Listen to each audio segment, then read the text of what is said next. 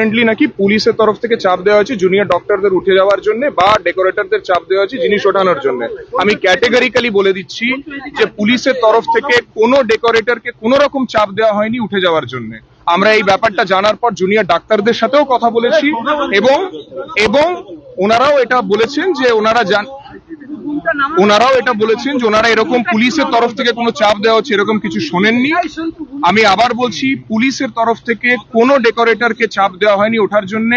Junior ডাক্তারদের সাথে আমরা এই ব্যাপারে কথা বলেছি এবং আবার আমি ওনাদেরও বলেছি, এখনো বলে রাখছি, যদি জুনিয়র ডক্টরদের এই সংক্রান্ত কোনো সহযোগিতা আমাদের কাছে যদি দরকার হয় আমরা ওনাদের সহযোগিতা করতে সবসময় রেডি আছি। Thank you. কিন্তু এই ডেকোরেটর যারা নিয়ে গেল মানে তাদের সঙ্গে আপনারা কথা বলেছেন যে তারা কাদের ইনস্ট্রাকশনে করছে বা কিছু?